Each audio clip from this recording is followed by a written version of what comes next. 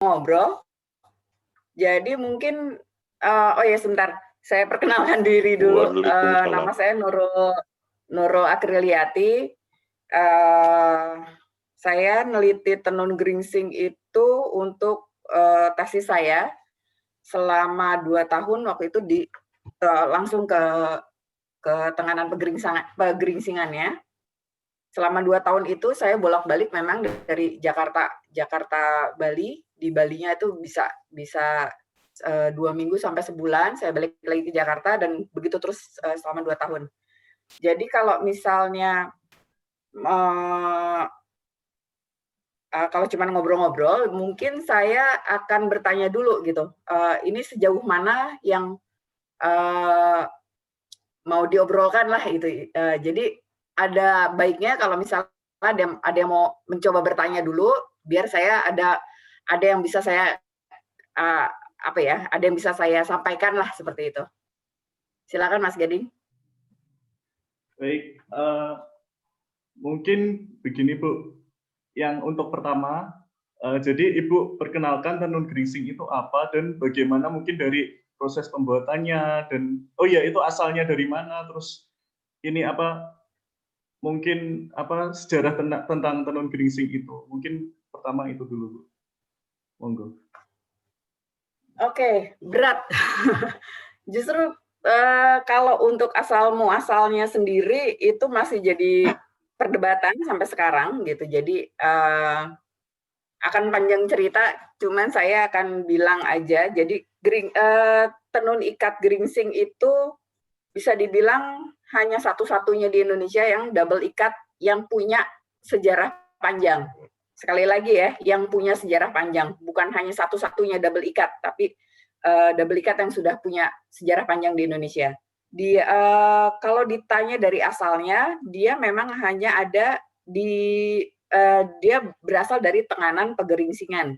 Jadi apakah mulainya geringsing itu berasal dari desa tenganan pegeringsingan atau memang tenganan pegeringsingan itu diambil dari tenunannya, itu masih seperti telur sama ayam, belum ada yang bisa memastikannya. Desa Tenganan Pegeringsingan itu sendiri adanya kalau misalnya kita lihat peta Bali, dia itu lebih dekat ke arah Lombok. Jadi kalau dari Denpasar kita naik kendaraan, naik mobil itu kita bergerak ke arah timur, ke arah Padangbai, naik lagi sedikit ke Candi Dasa, sebelum masuk Candi Dasa kita belok kiri. Nah itu desanya agak tinggi memang, desanya di situ nanti ada, kalau kita masuk ke sana itu sebenarnya ada 2 desa tenganan.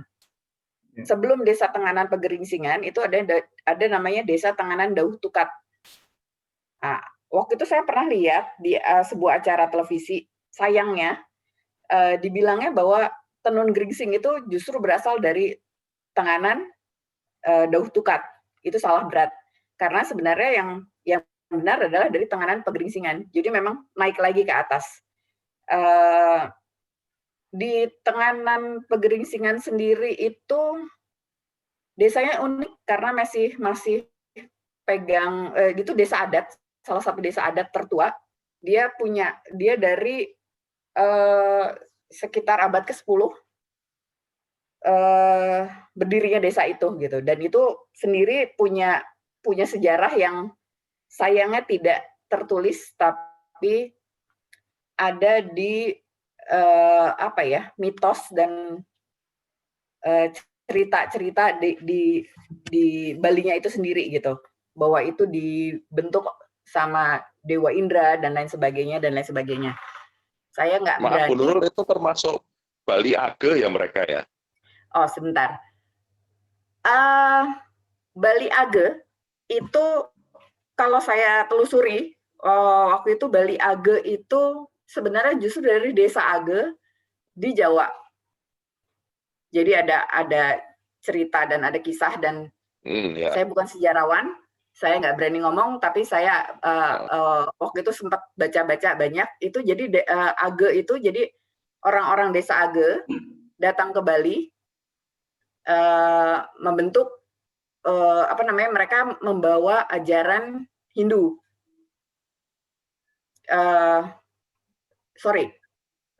Itu di situ sebenarnya di Bali-nya sendiri sudah ada masyarakat, udah ada orang-orang Bali di sana, dan sebenarnya mereka Tenganan itu bukan desa Age. Oh, bukan ya? Jadi bukan. Jadi justru mereka adalah Bali Mule. Jadi orang-orang Bali pertama yang ada di sana. Ah, ya.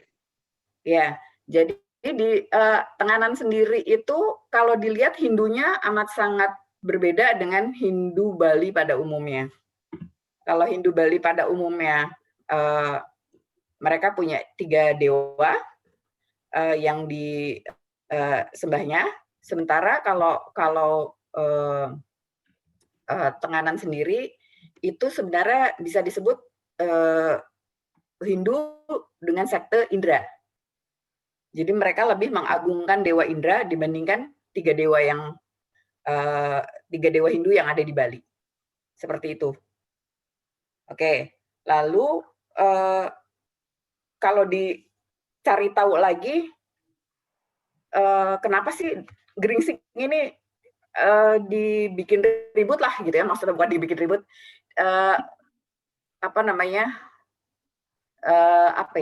dia itu jadi kayak yang unik sekali gitu ya, karena memang dia itu double ikat. Kalau misalnya kita tahu, saya yakin teman-teman di sini juga udah pada paham apa itu tenun ikat.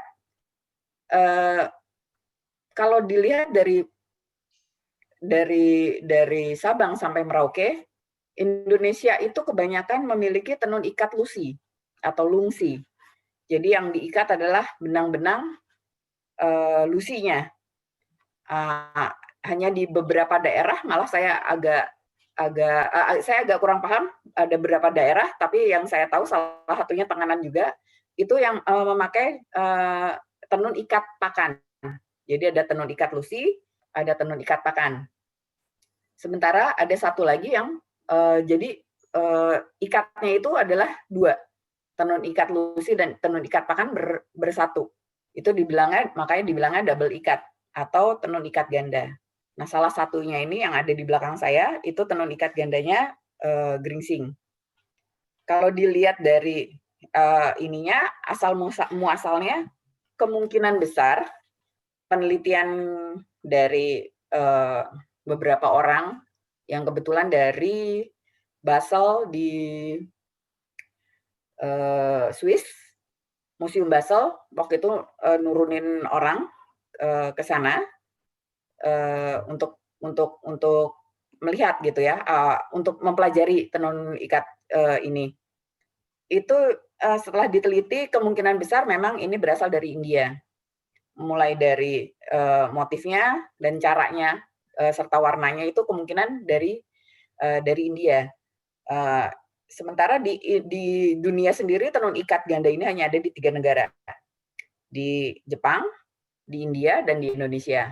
India sama Indonesia itu seperti yang di Indonesia ini, yang di Tenganan ini sepertinya turunannya lah dari India. Sementara Jepang itu sendiri berbeda karena mereka tidak full seperti India dan Indonesia, tapi mereka sebagian. Jadi ada yang di dalam satu kain itu ada tenun ikat lusi, tenun ikat pakan. Jadi walaupun dalam satu kain mereka beda, ada juga yang dengan motif besarnya tenun ikat gandanya dicampur seperti itu. Oke. Sampai sini, maaf, ini memang agak panjang ya. Sampai sini kira-kira ada yang pernah dengar mitos atau dengar apa tentang tenun ikat Gringsing? Monggo. Karena ini bilangnya kan ngobrol ya. Jadi kalau saya ngomong sendiri kayak belum pernah, pengen tahu. Iya, justru kita semua juga pengen tahu kenapa sih tenun Gringsing ini dibilang magis, dibilang pengen tahu nih. Unik. Itu uniknya di mana, magisnya seperti apa, dan dipakai pada upacara apa, itu kita kepingin tahu. Jauh saya tahu sih uniknya karena double ikat itu yang satu-satunya ya hanya di India, Jepang, dan kita yang punya. Tapi kalau sampai magisnya saya belum tahu sih. Pengen Oke. tahu. Ya, ayo ada lagi nggak? Biar saya tahu nih mau ceritanya ke arah mana. Ya. Tahu ini Ceritanya makanya. dari awal sampai akhir kita nggak ngerti sama sekali. Jangan. Kepanjangan. Karena masih kita tuh kalau tenun ya mungkin tahu ya sekedar tenun. Nah, saya sendiri pernah baca kan. Saya sendiri kadang masih bingung kan Mbak tadi bilang kan kita di Indonesia ini punya apa? Ikat pakan sama ikat lungsi. Jadi itu kita nggak ngerti blas. Nah, Oke. yang itu kan horizontal sama vertikal ya Mbak ya benangnya itu. Benar ya? Betul. Nah, tapi kalau saya lihat real, saya tuh nggak bisa bedain ini termasuk apa ikat pakan atau ikat lungsi. Cara ngebedainnya itu kadang bingung gitu. Kalau makanya terus ditambah lagi kalau kita mana yang enggak gitu. Lagi gitu loh. Oke, sebentar ya. Kita bayar pertanyaan boleh nggak ya? Boleh. Ini kan saya jadi karena ini ngobrol ya, saya memang sengaja nggak saya kasih slide. Jadi kalau kesannya kalau slide itu kan kita nggak ngobrol ya. Kalau ini enaknya memang seperti ini. Yuk, ada lagi nggak? Biar saya ngerti nih. Kita bakalan ngobrolnya ke arah mana dulu? Tapi bukan ujian tesis loh ya. Bukan ujian tesis. Loh ya itu dia. Saya nggak mau diuji lagi. Ibu kok mau mempelajari geringsing itu uniknya gimana, awalnya gimana? Oke. Ya, oke. Ini saya mulai dulu sedikit cerita ya. Jadi waktu saya itu pas kuliah sempat 2 tahun di biologi ITB, terus baru saya akhirnya minta izin ke orang tua saya untuk saya nggak cocok nih di biologi, saya mau pindah. Waktu itu saya niatnya mau ke seni rupa di luar ITB, ternyata nggak diizinin sama orang tua saya akhirnya mencoba jalan untuk pindah jurusan. Akhirnya saya pindah, alhamdulillah bisa pindah ke jurusan seni rupa ITB. Saya ambil tekstil karena memang saya udah jatuh cinta sama tekstil itu dari SMP, karena nenek saya pembatik, jadinya saya termasuk yang salah satu yang inilah. Nah, waktu saya kuliah itu kita diajarin tenun ya dengan alat alat tenun bukan mesin yang cukup besar, tapi yang kecilnya hanya 4 injekan waktu itu. Jadi kita hanya bisa bermain sedemikian saja. Di situ saya sudah merasakan nih, ini kayaknya asik nih kalau misalnya saya nanti tugas akhirnya adalah tenun ikat gitu. Tapi ya karena keterbatasan waktu, biaya, dan dulu boro-boro ada internet ya, jadi nyari data pun saya harus ke perpustakaan, harus ke daerahnya gitu. Jadi agak sulit waktu itu bolak-baliknya. Jadi itu hanya disimpan dalam hati gitu. Oke, mungkin satu hari lah saya akan cari tahu sendiri. Nah, waktu S2, sebelum masuk S2 itu saya udah ada sekitar 3 mingguan saya keliling sendiri naik mobil di Bali. Itu saya pengen tahu apa ya kira-kira yang beneran, apakah bener saya pengen tenun ikat geringsing ini atau tema yang lain. Akhirnya saya keliling sendirian, keliling Bali sendirian. Saya coba ke beberapa daerah dan begitu masuk ke geringsing, ya sudah bertekuk lutut lah saya sama benda-benda di belakang saya itu, karena memang luar biasa sekali. Yang waktu saya pertama datang masih istilahnya apa ya, blah-bloh gitu ya, masih wah desanya bagus, desanya cukup sepi, rapi, bersih gitu. Itu baru visual yang terlihat dari desanya itu sendiri. Begitu saya masuk, waktu itu belum, kalau sekarang itu katanya sudah dibongkar, saya belum pernah ke sana lagi. Jadi kalau dulu begitu kita mau masuk dari pintu selatan, itu ada salah satu pengrajin yang ada di dekat pintu masuk. dia lagi ngoles-ngolesin benang-benang dengan air tajin. Di situ saya liatin, saya perhatikan, oh iya memang beda sekali ini kain gitu. Saya masuk ke sana, saya jalan-jalan, agak kaget juga karena di jalan utamanya itu rumah-rumah sudah jadi galeri. Jadi nama-nama toko itu berderet di kanan dan di kirinya itu ada toko apa dan lain sebagainya itu. Terus saya bertemu dengan seseorang. Dia itu pengrajin ate. Ate itu apa ya? Sebentar saya bawain dulu.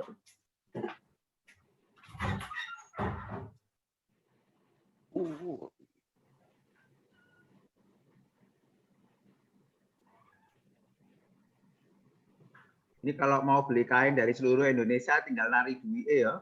Apik-apik kabeh. Iya. Bagus Indonesia, wastra Indonesia nggak ada yang jelek, semuanya bagus. Ya, semuanya bagus. Dan di masing-masing daerah itu pasti ada sejarahnya, pemakaiannya. Iya, betul. Ini ate apa ya, tenunan, bukan tenunan, dia anyaman ate itu sejenis tanaman menjalar gitu. Dia bukan rotan, ini ate. Kalau di sana namanya ate, nggak tahu kalau di Lombok. Ini kebetulan yang Lombok bukan yang Bali, tapi Bali sendiri memang punya kerajinan itu. Dan berceritalah dia sama saya bahwa tenun ikat geringsing itu dipercaya mitosnya bahwa tenun ikat yang zaman dahulu kala itu terbuat dari merahnya itu. Iya.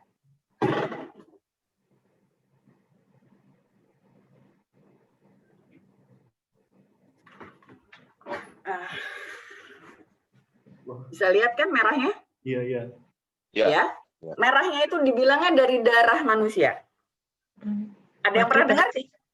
Ya, saya pernah dengar itu. Berarti harus banyak berhubungan dengan donor-donor darah ini. Oke. Sekarang gini Bu, kita kan perempuan ya, pernah bertemu dengan darah dong setiap bulan gitu. Gampang nggak dia lepas dari kain warna merahnya itu? Enggak sih, agak susah Mbak ya. Agak susah, tapi bisa lepas kan? Bisa. Iya. Kita kasih air sedikit aja dia bisa hilang, apalagi dengan sabun, benar?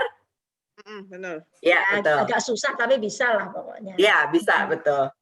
Yang ini mau saya kucek kayak apapun, nggak hilang warna darahnya ya. Nah, ini si mitos ini jadi gencar sekali. Kita browsing apapun, kita browsing nih tenganan tenun ikat geringsing. Mitos itu pasti ada, ditulis. Bahkan saya menyayangkan beberapa jurnal sekalipun itu menuliskannya. Saya mikirnya ini orang gimana sih gitu. Dia melakukan penelitian apakah sampai itu tetap dimasukkan ke dalam jurnal loh ya, saya bicara jurnal, sudah bukan tulisan blogger atau tulisan status di media sosial, bukan, tapi ini sudah masuk ke jurnal. Di situ saya langsung, aduh ini orang-orang ada apa sih gitu. Nah, makin ke situ saya langsung saya tanya, Bapak boleh nggak saya rekam? Saya ambil pernyataan Bapak atas nama Bapak untuk ini saya gitu. Dia nggak mau Bu. Mau dengar ceritanya? Jadi katanya, ini saya pokoknya cerita biar merinding aja dulu semua.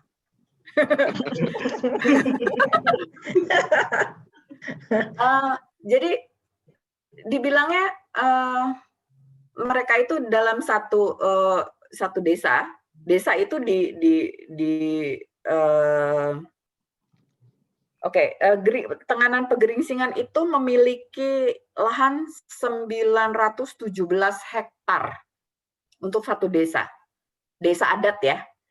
917 hektar, sementara untuk perumahannya sekitar berapa hektar saya kurang paham, tapi sekecil, tidak menghabiskan 100 hektar sekalipun gitu. Berapa puluh hektar, karena mereka totalnya waktu sekitar tahun 2014, saya nggak tahu sekarang, itu kurang lebih 350 orang saja. Enak ya, sepi ya. 300, sebenarnya nggak sepi juga karena banyak turis. 350 orang itu hanya boleh menikah sesamanya. Oh, sesama orang desa situ maksudnya? Ya, sesama orang Tenganan Pegeringsingan. Jadi begitu mereka ada yang menikah dengan orang luar, kalau orang luar itu laki-laki, mau laki mau perempuan, dia mau masuk ke Tenganan Pegeringsingan, hanya boleh mereka hanya boleh masuk ke Tenganan Pegeringsingan dengan upacara adat tertentu.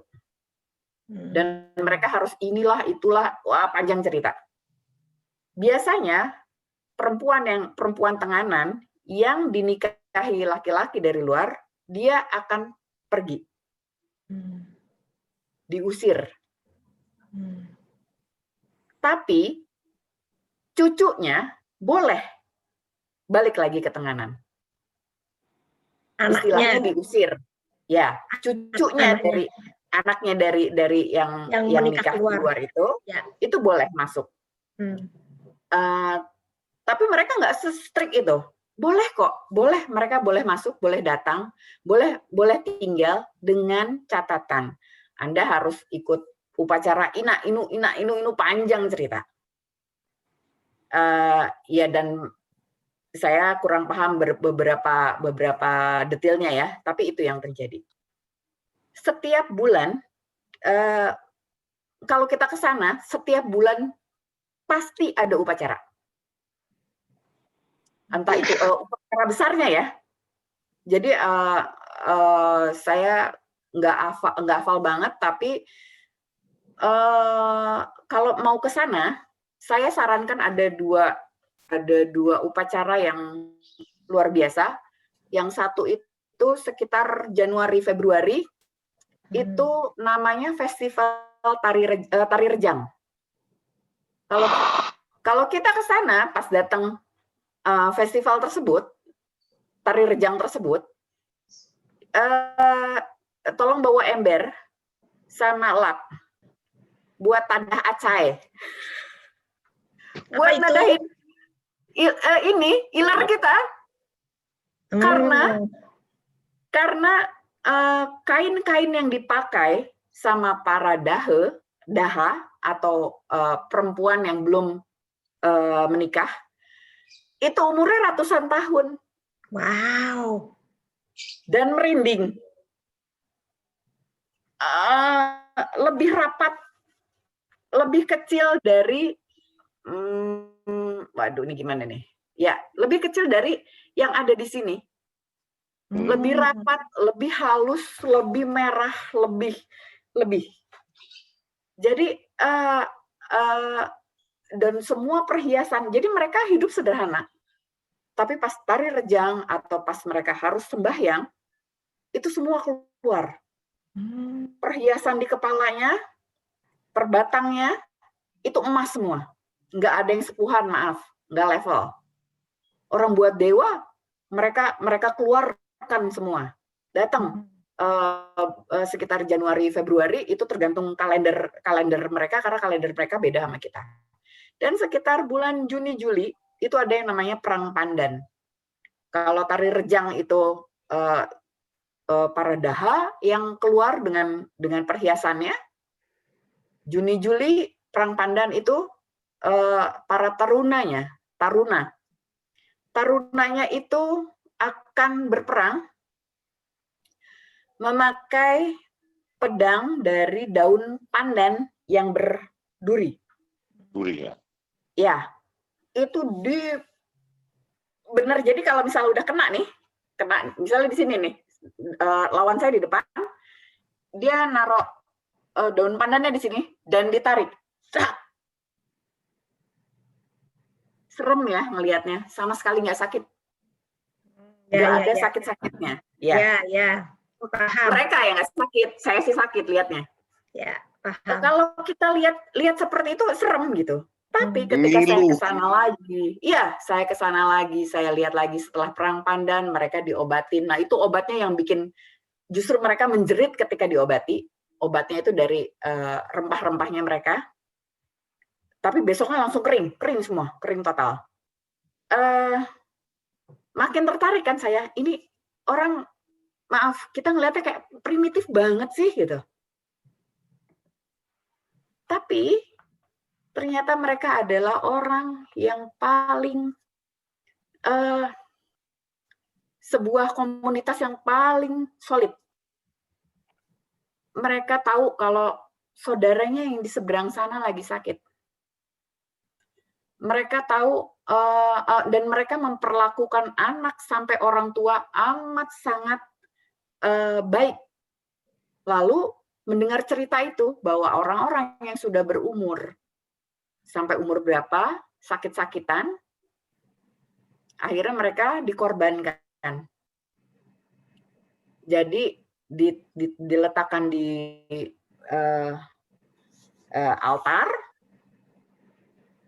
Orang tua yang sakit itu, di bawahnya dikasih wadah, terus digorok.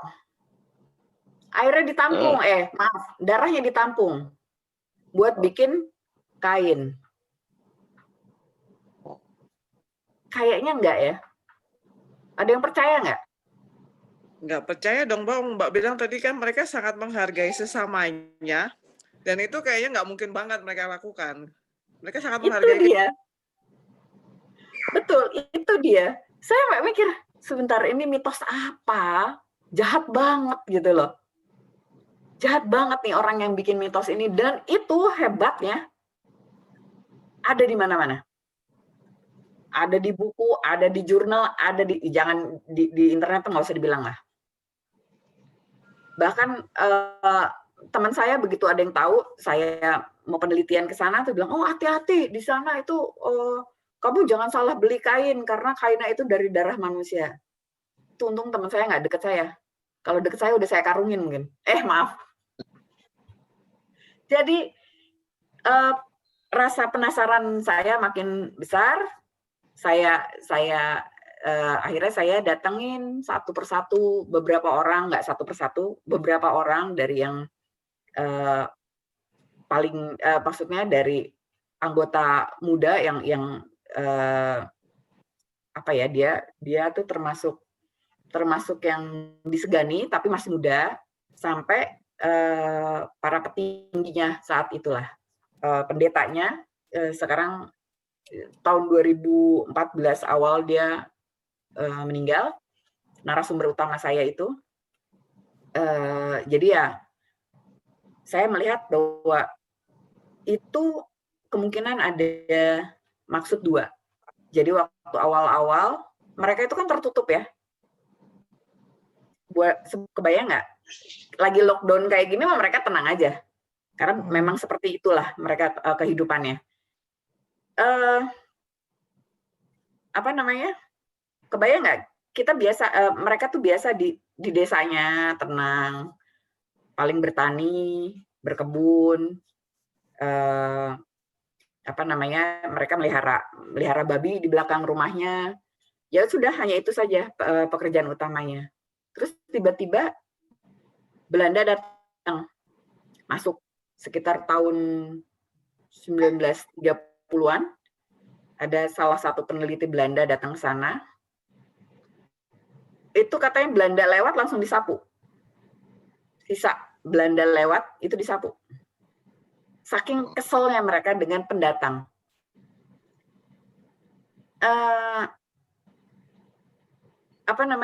Terus ditanya kan, itu warna merahnya dari apa? Apa jawaban yang pertama keluar dari mereka? Getih. Biar apa? Biar nggak ditiru. Biar nggak Oh, orang mikirnya, aduh males banget deh warna merahnya kalau dari darah, ngapain? Gue susah-susah bikin harus dari darah, gimana ceritanya?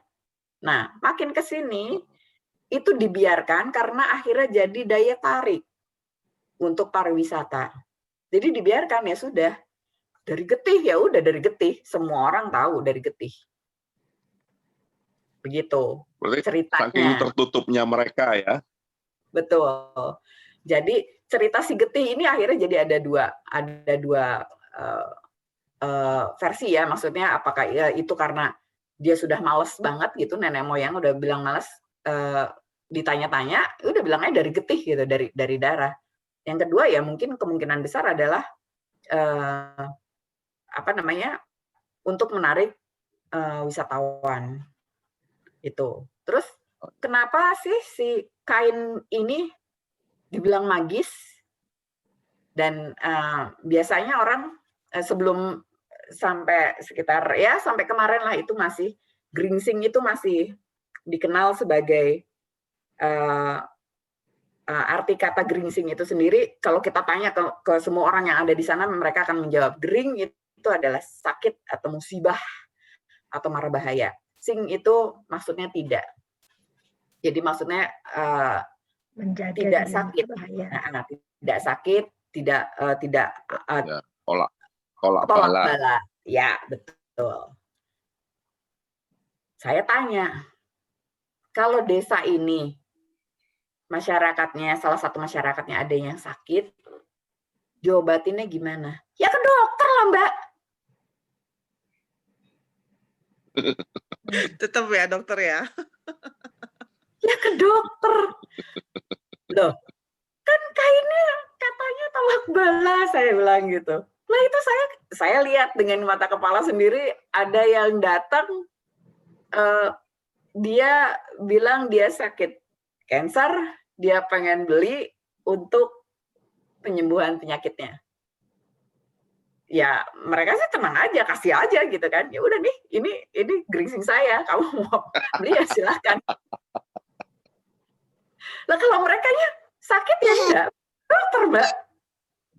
Ada yang bawa ke dokter atau dukun cuman dari desa tetangga atau apa misalnya pegel atau apa gitu kan, mereka diurut nggak terus diselimutin sama geringsingnya, tidak gitu.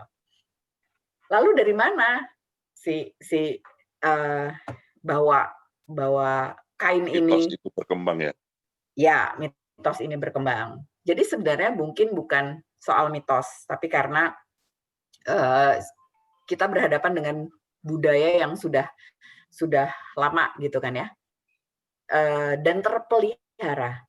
Jadi sekali lagi, desa itu adalah desa yang amat sangat memperhatikan kehidupan.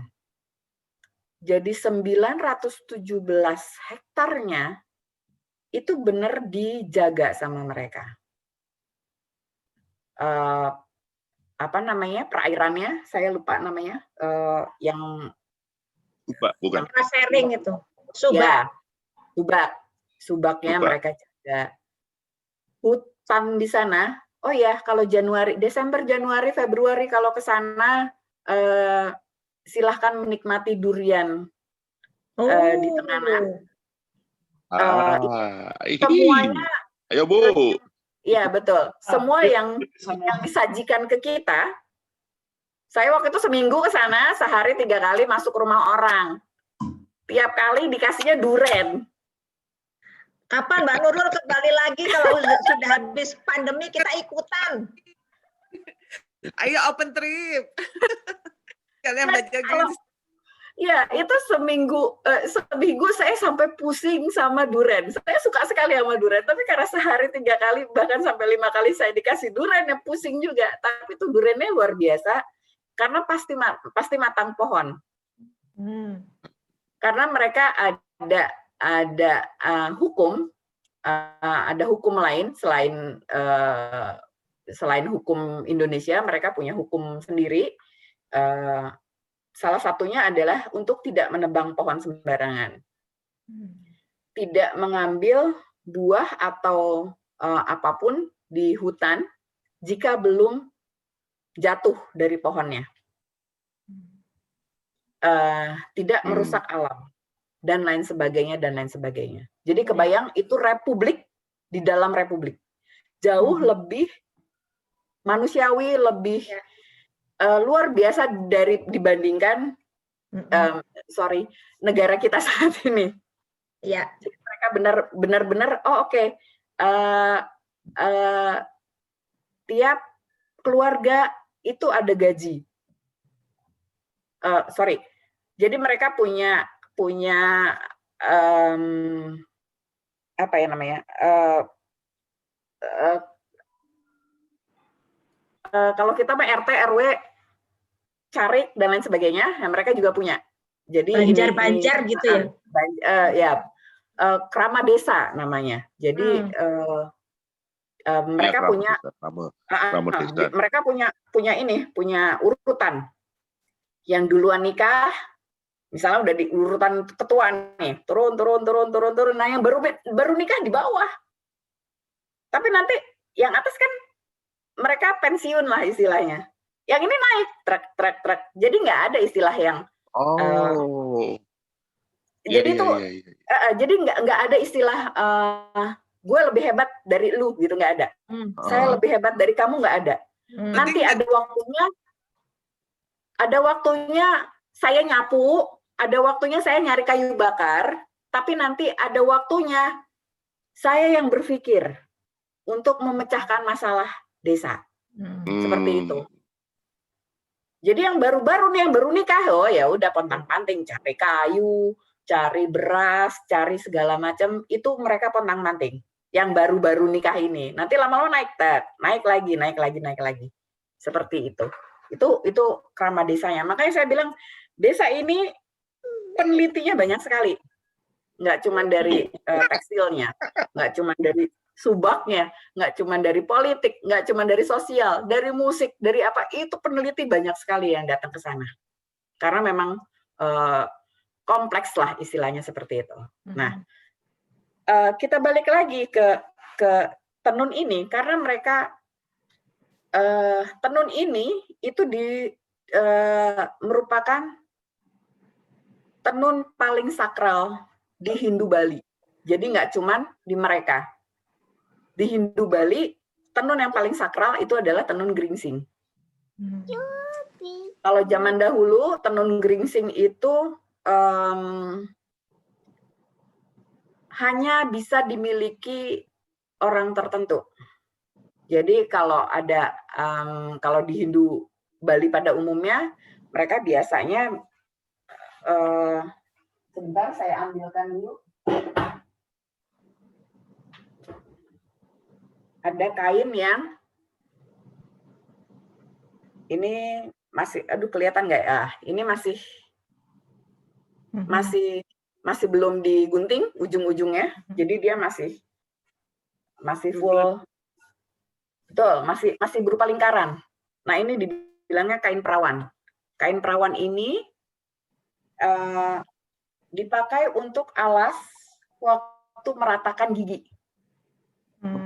Upacara meratakan gigi. Jadi itu sebagai simbol tolak bala dan lain sebagainya oleh Hindu Bali pada umumnya. Sementara bagi masyarakat Tenganan, tenun geringsing ini juga kain nomor 1 untuk dipakai upacara-upacara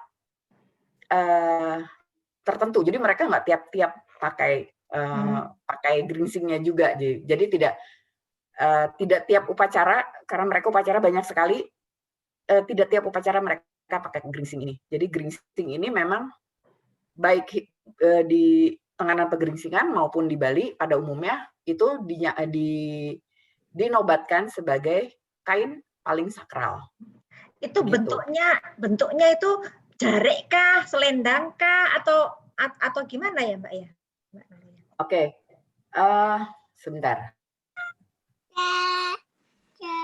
ya. Saya lagi nyari.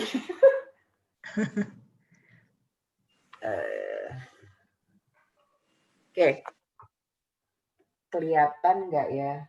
Dan dipakainya itu apa? Sebagai jarik kah? Sebagai penutup dada kah? Apa sebagai penutup kepala gitu? Iya, sebentar.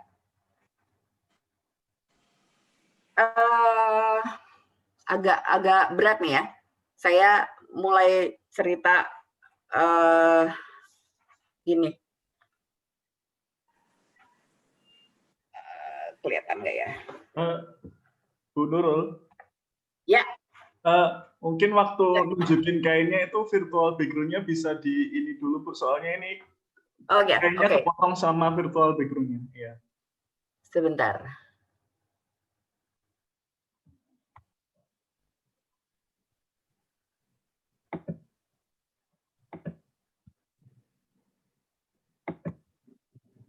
Yang di ini bagian video itu yang ada tanda panah. Ya, ini lagi di ya, oke. Belakang saya agak acak dulu, biarin ya. Oke, ini. Jadi geringsing itu mereka cuman punya 3 warna. Oke, ini ya kelihatan sekali. Yang ini 3 warna. Iya. Nah, kuning, merah. Ini putih, kuning. Hitam. Ya, ini putih. Ini kuningnya. Biasanya sih mereka bilangnya ini kuning. Kuning. Ini merah. Yang ininya hitam. Jadi mereka hanya 3 ini saja gitu. Putihnya itu biasanya cuman buat pinggirnya. Nah, kalau ada kain geringsing itu selain mereka memang untuk pegangan mereka waktu menenun, itu mereka selalu ada bibir ini yang putihnya, dan alis yang warna hitam di sini. Begitu juga di samping kanannya. Di sini ada alis dan di sini ada bibih. Di ujung kainnya ada perlambangan 3 itu, dinamakan tridatu. Jadi ada selalu, ini urutannya selalu begini, hitam, merah, dan kuning. Ivory lah ininya. 3 ini melambangkan 3 dewa. Yang ini Dewa Siwa, yang ini Dewa Brahma yang merah, dan yang ini Dewa Wisnu. Padahal mereka menyembah Dewa Indra. Tapi ini saya rasa sih kayak yang seperti yang diada-adain lah gitu ya. Karena mereka sendiri sekte Indra sebenarnya. Jadi ini 3 dewa ini selalu ada di geringsing. Jadi kalau nanti ibu-ibu dan bapak-bapak membeli geringsing, tidak ada tridatu dan bibih dan alis, berarti bukan geringsing. Begitu ada 2 tanda ini dan motif-motifnya, inilah geringsing. Bentuknya seperti apa? Dia itu ada beberapa jenis. Sulit nih. Sebentar ya. Oke. Yang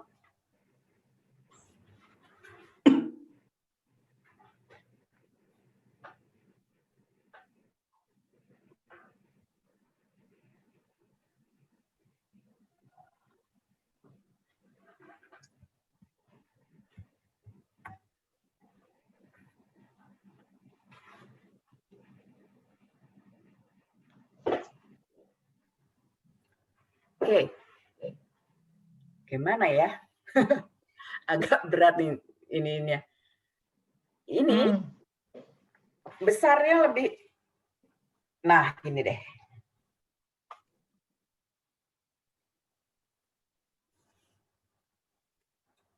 Ya. Yang sebelah kanan saya dan yang sebelah ini dia beda lebarnya. Betul. Jadi geringsing sendiri itu ada sekitar 1, 2. Ada 4 jenis. Kalau yang kecil, yang kalau kita bilangnya selendang, ini dibilangnya anteng. Oh, iya, iya, iya. Ya, anteng. Kalau yang ini dibilangnya patlikur. Ada lagi yang lebih besar dari ini, namanya petang dasa. Ada lagi selendangnya lebih besar daripada petang dasa, namanya wayang. Nah, perbedaannya apa? Anteng itu sendiri ada 3 jenis. Jadi gini, sebentar saya balik dulu.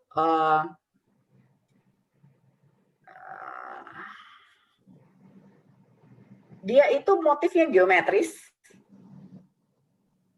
Biar enak. Oke, yang ini enak. Dia itu bentuknya geometris. Kalau kita bikin pakai kertas kotak-kotak, ini kelihatan nggak? Dia terdiri dari kotak-kotak kecil. Iya, iya. Iya, iya. Satu kotak kecil ini itu kalau orang komputer bilangnya CGI. Bukan CGI. DPI, dot per inch, ya. 1 dot ini namanya di sana cagi, 1 cagi. Kalau ada 4 cagi, namanya 1 buluhan. Pusing kan? Pusing. Ya. Istilahnya. Iya, oke. Jadi dalam anteng ini ada 14 buluhan. Di dalam patlikur ada patlikur kan 4 likur 20 gitu kan. Jadi ada 24 buluhan. Ya, saya nggak punya petang dasa. Dalam petang dasa itu ada 40 buluhan. Ya, kalau di wayang dia ada yang 43 buluhan, ada yang 32 buluhan. Oke. Jadi dalam itu ada 4. Kita membaginya, mereka membaginya menjadi 4 jenis. Kalau ada yang mau beli, saya mau beli anteng dong. Ntar ditanya lagi, anteng apa? Mati. Karena di sana ada 3 jenis anteng.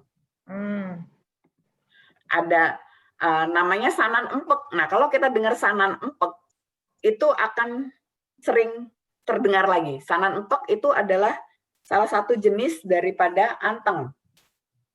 Itu ukurannya yang paling kecil. Biasanya cuman buat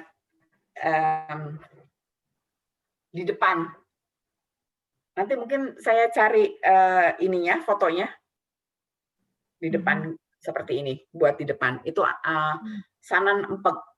Ada lagi anteng, ukuran anteng. Maaf, pusing. Saya tahu, saya juga pusing. Anteng, ukuran anteng itu bisa buat dililit. Ada lagi anteng cawet. Anteng cawet itu khusus untuk para pendeta dan laki-laki. Jadi dia akan diikatkan di pinggang, dipuntir sedikit, terus dikalungkan ke kepalanya. Itu anteng cawet. Jadi yang paling panjang namanya anteng cawet. Yang paling sering diperjualbelikan adalah anteng sanan empek. Paling murah. Oke. Lanjut ke patlikur. Baik patlikur maupun petang dasa, jika berdiri sendiri, cuman selembar nih, yaitu patlikur biasa. Tapi ketika 2 kain dijadikan 1, oh iya, iya, namanya petang dasa akuhub atau patlikur akuhub. Nah, 2 lembar ini yang biasanya mereka lilitkan ke jadi roknya mereka, jadi atasannya mereka, Itu ada lagi ininya apa namanya caranya udah beda cerita lagi nih kita gitu. Oke, sampai sini ada yang ngerti? Guru, ini ada kurang lebih. Ada pertanyaan dari Bu Eni Handayani, murahnya. Oke, boleh. Murahnya. Saya nggak merhatiin chatnya ya. Iya, murahnya Anteng Sanat Empek itu, Sanat Empek ya gimana bacanya? Sanat Empek itu gimana? Kira-kira kisaran rupiahnya itu berapa, Bu? Oke, Sanan Empek itu, sebentar, Sanan Empek itu ininya berapa senti ya? Saya nggak ada sentian lagi di sini.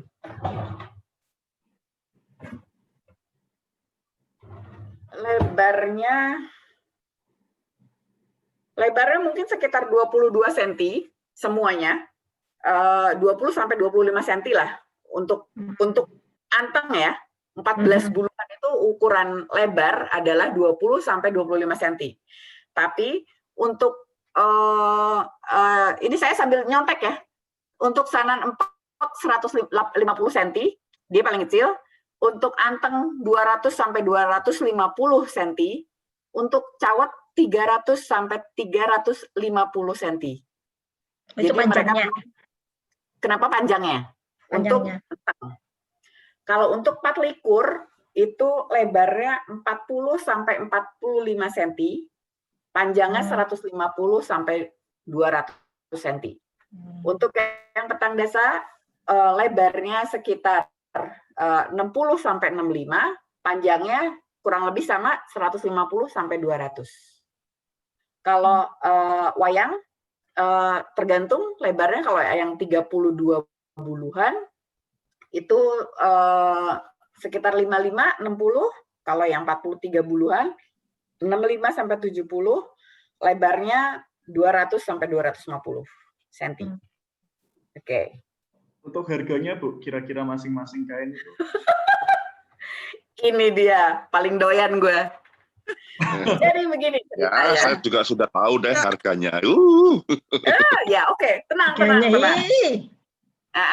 Jadi, kalau kita sendirian ke sana datang, yang ada di kepala kita adalah pokoknya beli satu. Saya pertama kali datang ke sana dan saya belum oke, gue bahwa saya akan meneliti ini gitu ya. Pokoknya harus punya gitu, titik. Nggak pakai koma, nggak pakai apa segala macam. Ditipu saya. Ditipu. Mungkin mereka tidak niat nipu, tapi tidak menceritakan sesungguhnya lah, istilahnya begitu. Jadi tolong abaikan ditipu. Jadi saya tidak paham. Saya beli aja karena saya pikir itu yang paling murah. Waktu itu saya beli anteng ukuran Sanan Empek. Ada, dan itu nggak akan pernah saya lepas. Semua yang koleksi saya memang tidak akan saya lepas. Ini kalau bisa dilihat, kelihatan nggak? Awut-awutan. Nggak rapi ya? Iya. Warnanya nggak rata juga. Ya, ini yang bikinnya baru belajar nenun. Oke. Ini baru belajar nenun ya. Jadi nggak rapat, buru-buru. Waktu saya pulang saya udah bangga aja ya. Paling keren sedunia nih, gue udah punya satu ya. Saya perhatiin lagi, kenapa ya nggak enak ngelihatnya gitu. Ternyata itu dia menenunnya karena sulit. Saya bisa menenun, saya coba menenun, saya 4 jam cuma naik 1 cm. 4 jam. Karena menggesernya itu keringat saya sudah sebesar-besar jagung lah gitu, butiran jagung gitu. Karena udah salah lagi, pecah lagi. Segala macam itu udah saya usahakan. Enggak 1 cm, 2 cm itu 4 jam. Itu beneran sulit. Padahal saya cuman menenunnya yang ikat pakan, bukan double ikat. Gimana yang double ikat? karena mereka harus bertemu. Bisa lihat Iya. bahwa kain benang X dan benang Y harus bertemu di ikatannya. Bayanginnya aja susah. Ya itu dia. Sedih aja lah, Bu. Oke. Dan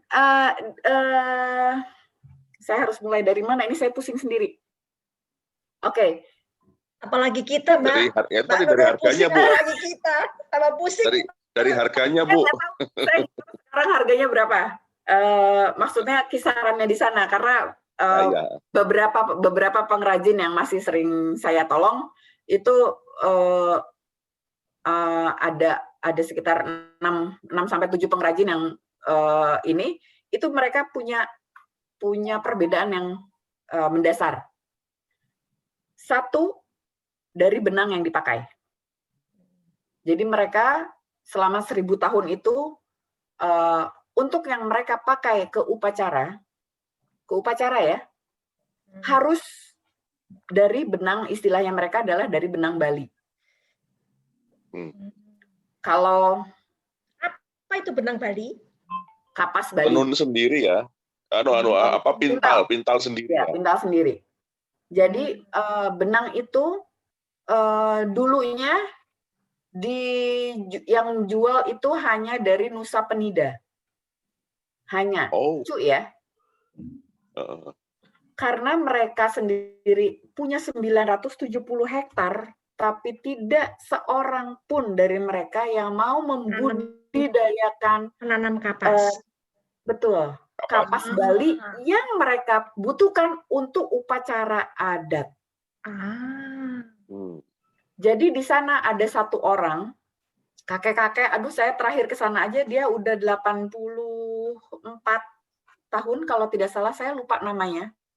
Dia adalah salah satu, satu-satunya pemegang kunci yang harus mempersiapkan benang-benang kapas Bali untuk upacara. Jadi di rumahnya ada satu-satunya pohon kapas Bali. Tingginya 4 meter, jadi jangan berharap melihat rumpun kapas yang cuma semeter 20 atau semeter 40, tidak, itu 3-4 meter, bahkan ada yang 6 meter. Setiap saya tanya, kenapa sih nggak nanam?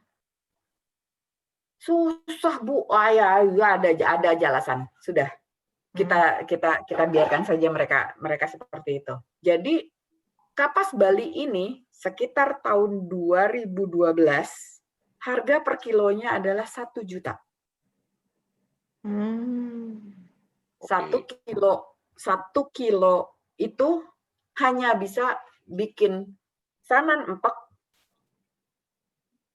yang paling kecil, jadi anteng sanan empek itu hanya dapat 7. Oke, murah ya. 1 juta bagi 7, 6 lah. 6 kurang lebih lah ya. Murah gitu. Cuman berapa ratus ribu. Oke. Sekarang pelajaran keduanya adalah mereka harus mengikat. Sebelum mengikat mereka pintal, mereka masukin ke buluhan. Buluhan itu dari batang bambu. Terus mereka bikin jadi pintalan benang. Itu mereka rendam untuk, mereka bilangnya sih untuk memberi warna kuningnya pakai minyak kemiri. Pakai minyak kemiri, direndam selama 1 bulan plus 7 hari.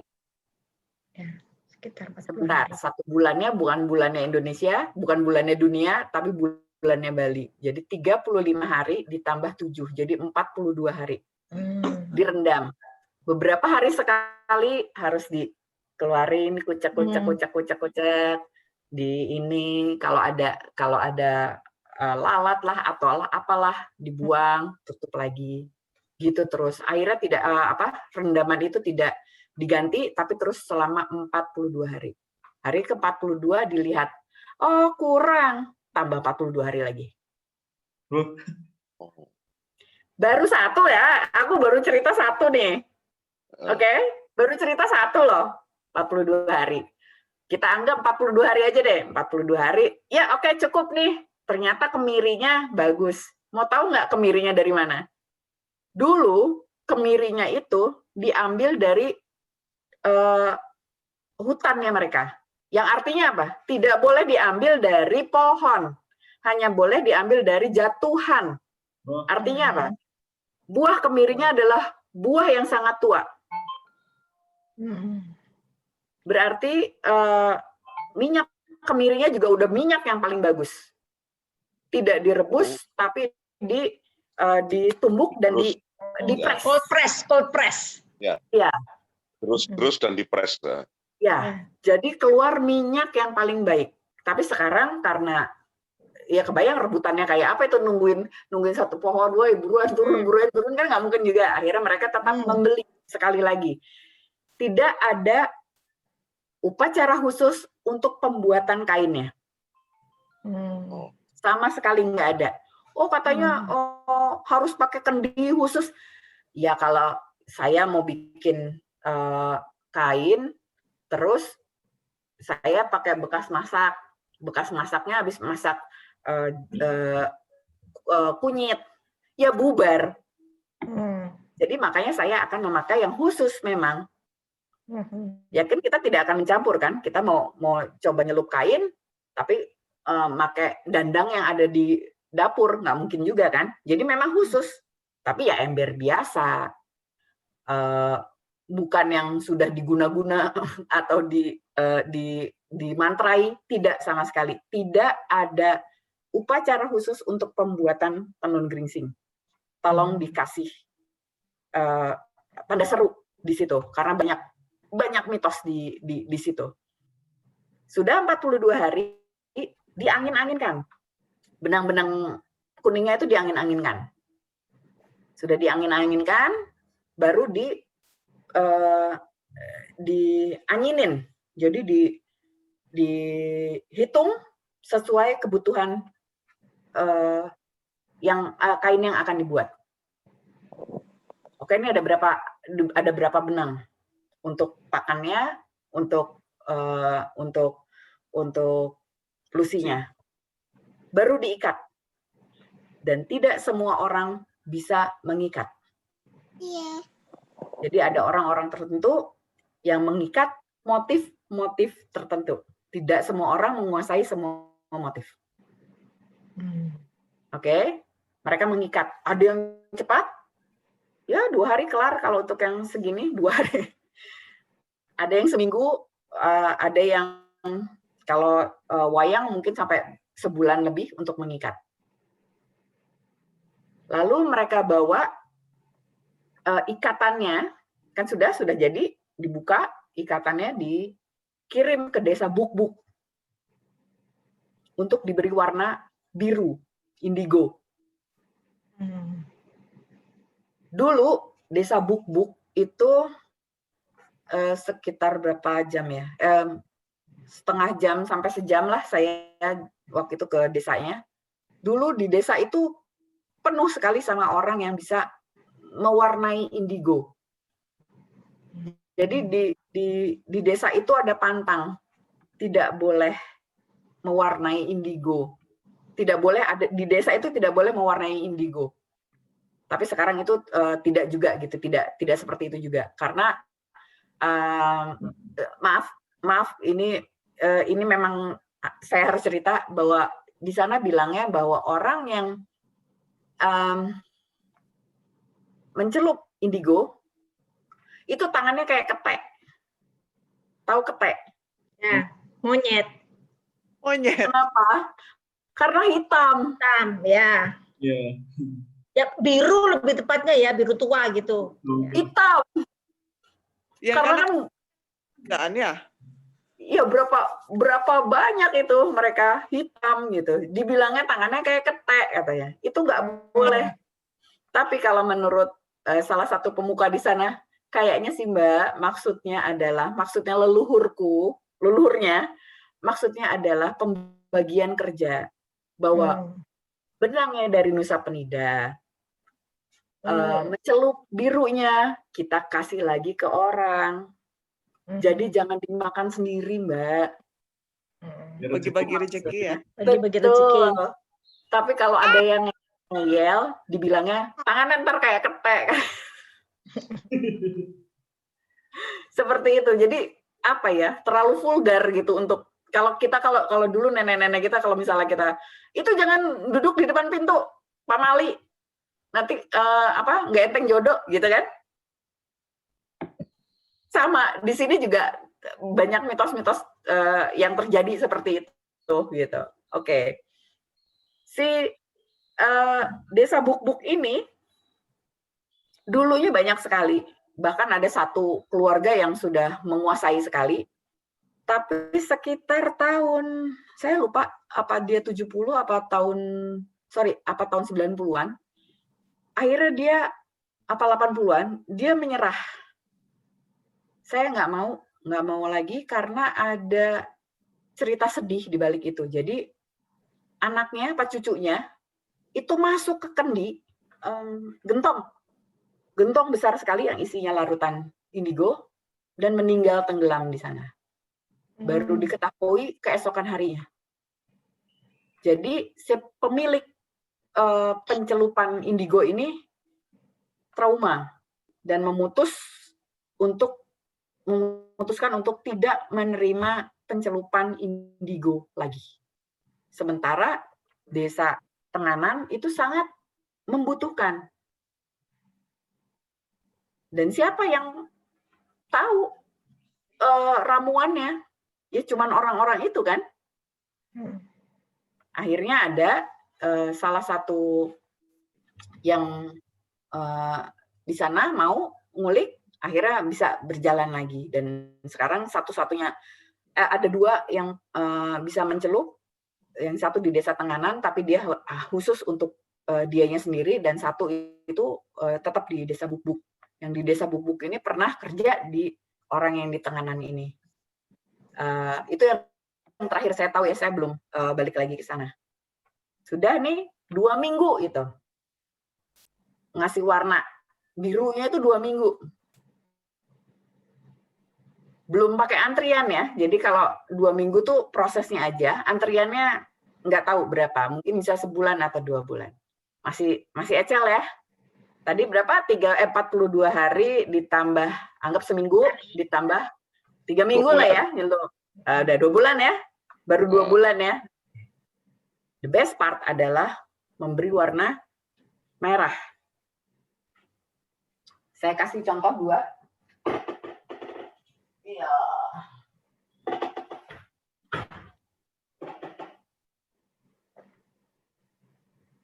Ini asiknya memang kelihatannya enaknya langsung bertemu. Ada yang bisa melihat perbedaannya?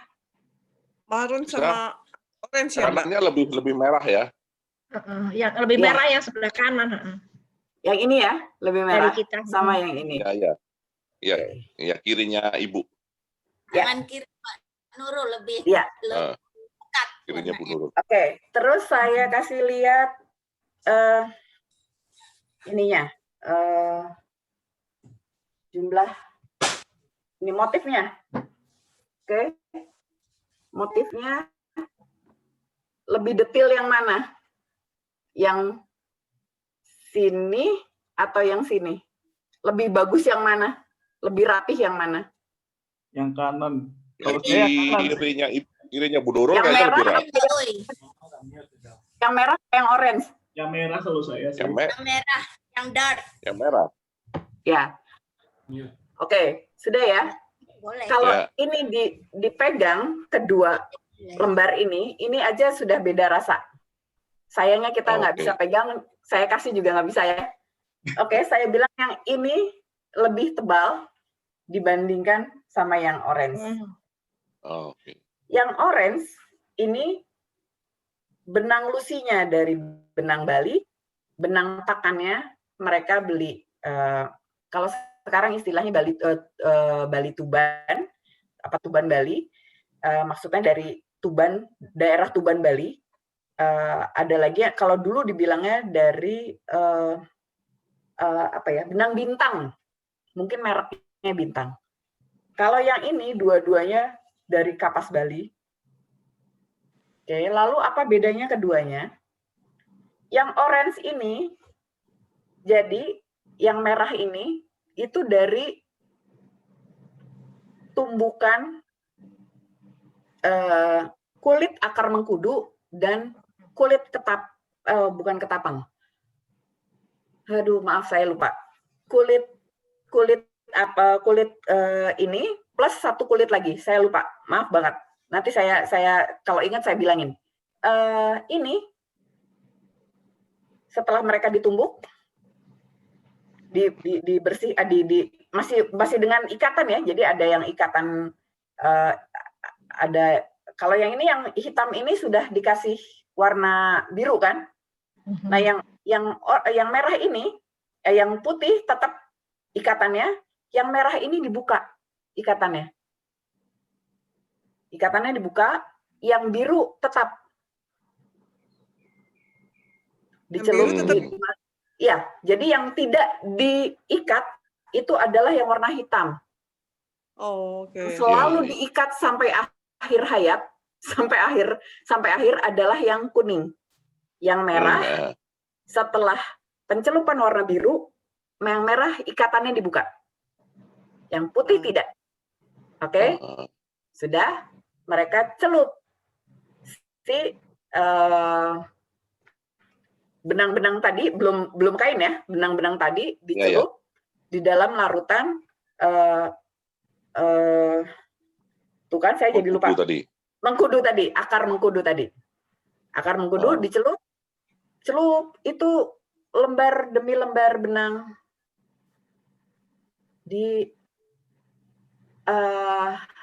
dikasih masuk, ayo masuk ya, pokoknya harus basah.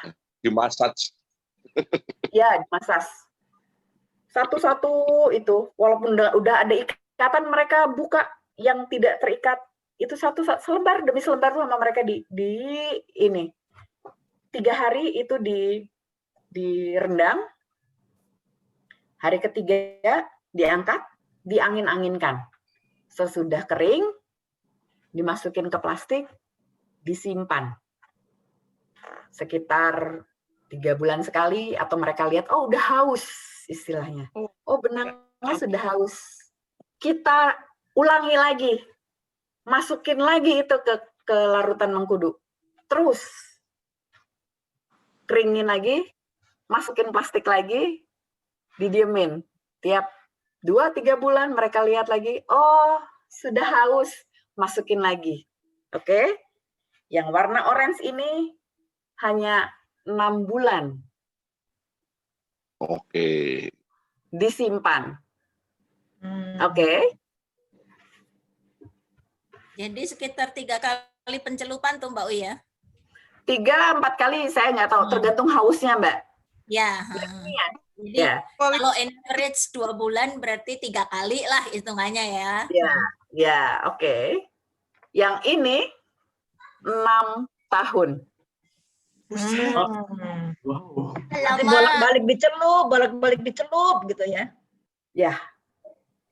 Aduh, anak lahir sampai SD. Itu dia kenapa mahal? Karena banyak satu effortnya, yang kedua uang tersimpan di dalam sini. Ya. Oh, iya. Uang mati. 6 tahun. Tapi mereka harus, kalau dulu sih mungkin nothing tulus ya, mereka nggak kepingin radio, mereka nggak kepingin handphone, mereka nggak kepengen apa gitu. Tapi sekarang nggak mungkin gitu. Dulu aja sudah harganya sudah mahal, apalagi sekarang. Oke? Jadi please jangan ada yang bilang bahwa kain Indonesia itu mahal, karena memang seperti inilah yang terjadi. Betul sih Bu. Ya, prosesnya luar biasa. Kalau kita sadar proses sih memang nggak mahal kalau sadar proses. Betul. Nah, oke. Sebagai sayangnya saya nggak punya wayang. Wayang itu motifnya memang bagus sekali. Jadi memang ada gambar wayang. Sekitar tahun 2014 sebelum saya mengakhiri riset saya di sana, saya Mbok dibeli nih wayangnya katanya gitu. Saya tanya, harganya berapa, Bu? Wah, kemarin Megawati kesini, Mbak. Mati gue. Udah ngomongin Megawati ya udah rasanya tuh udah keringet dingin tuh udah di mana-mana gitu. Oke. Jadi selembar kain yang ditawarkan saya itu harganya 250 juta. Karena dia merendamnya itu kurang lebih sekitar 11 tahun kalau tidak salah. Dan penenunannya juga lama sekali karena kecil-kecil sekali, memang itu luar biasa banget gitu. Padat ya.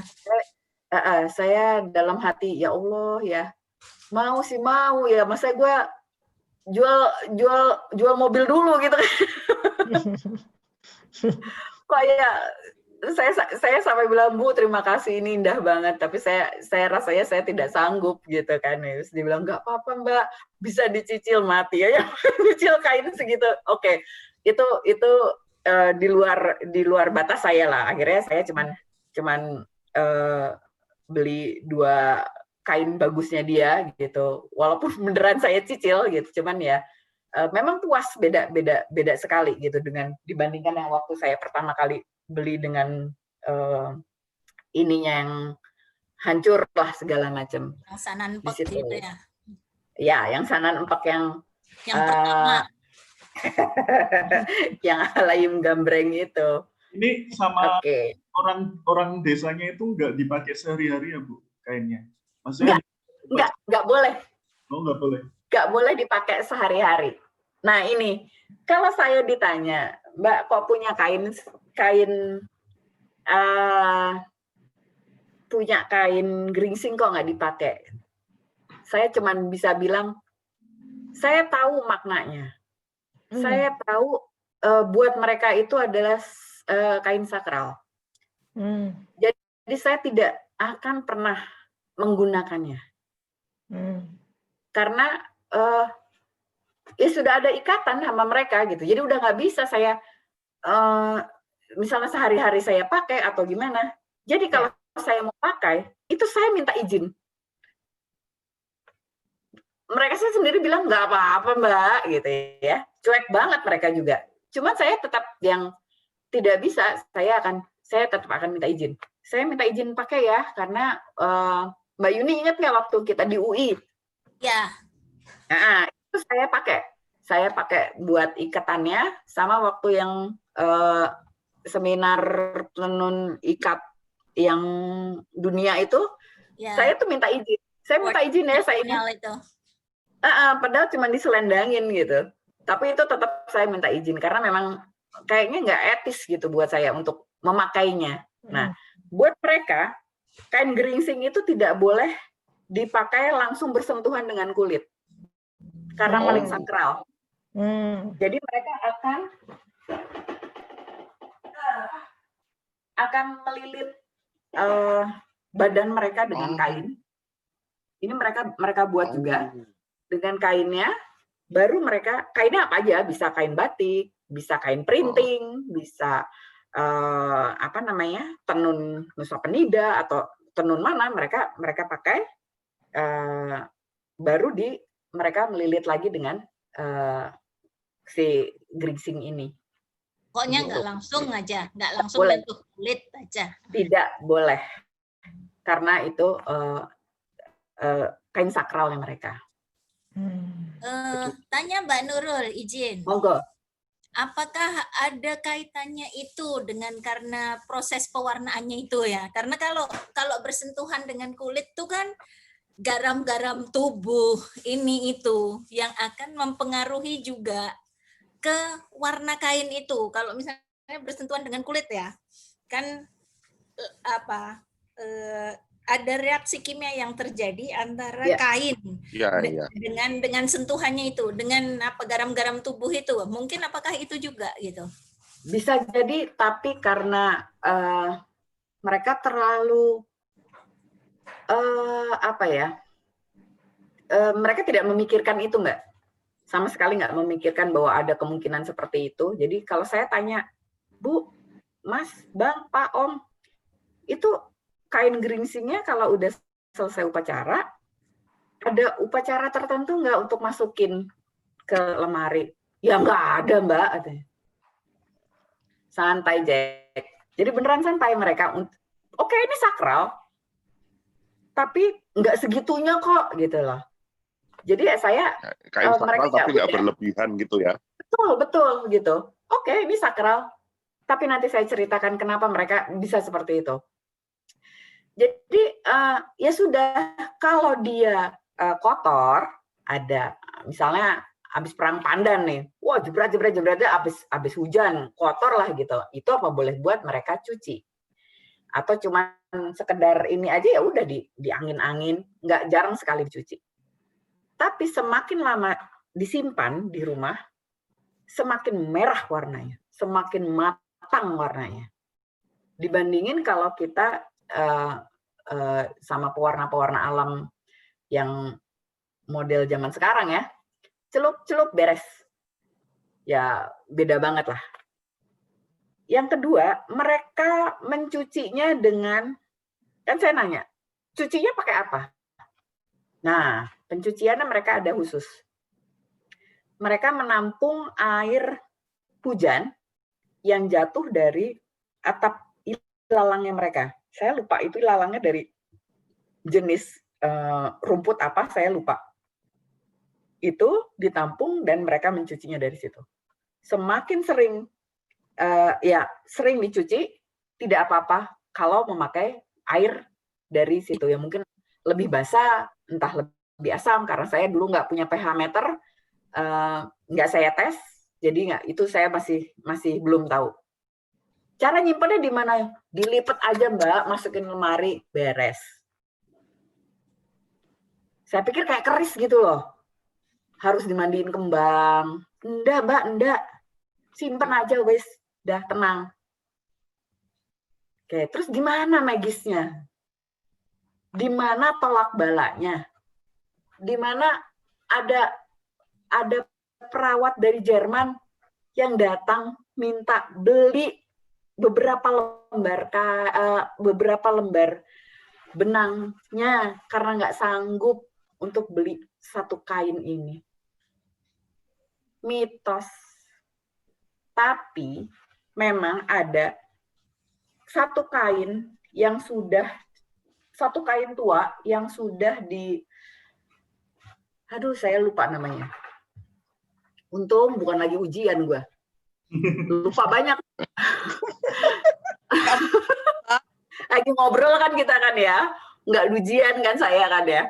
Jadi ada satu kain yang sudah dikasih upacara beratus-ratus tahun yang lalu. Jadi kain itu yang diburu sama orang ketika sedang sakit.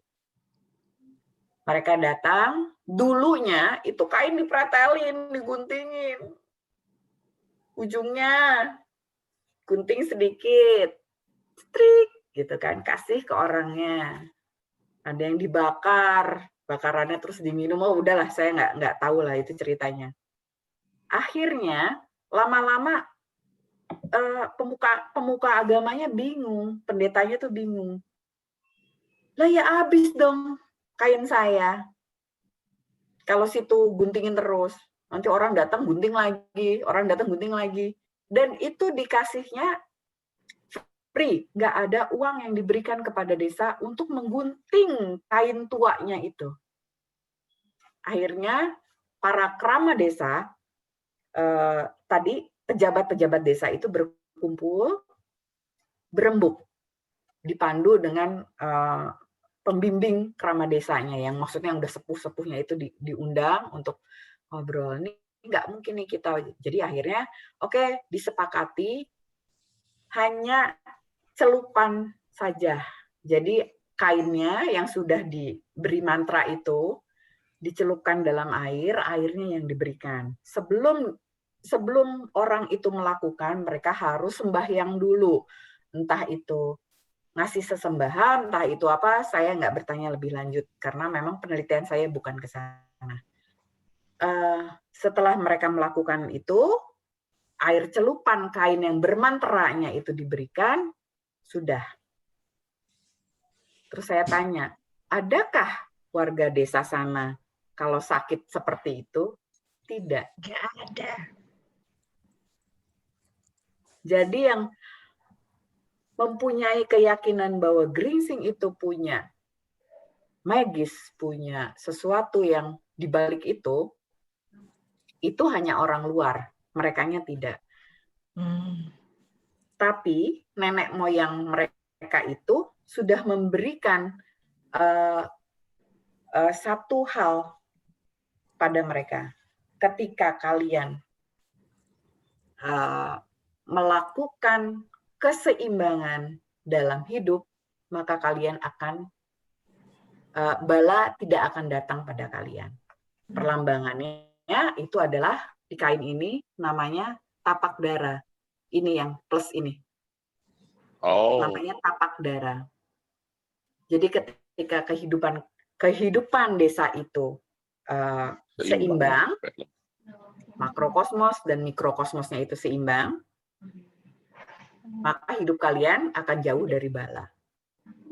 970 hektarnya mereka jaga dengan baik sampai mereka beberapa kali dapat kalpataru. Air tidak pernah berkurang,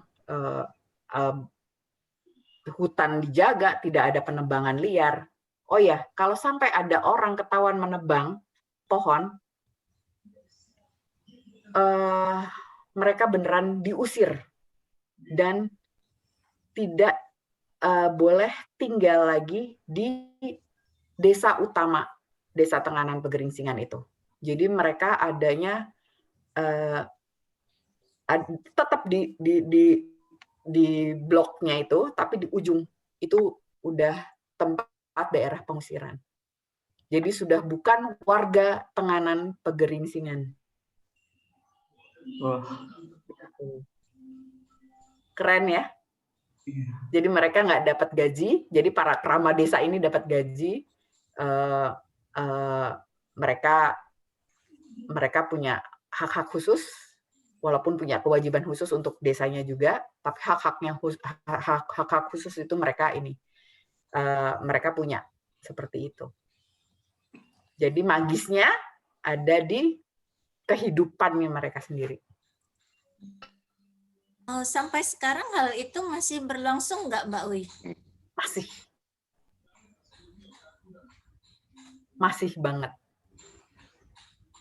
Jadi kalau saya belum pernah tuh ya sampai saya cuma jalan kaki sebentar. Tapi kalau ada kesempatan lagi mungkin saya mau coba hiking.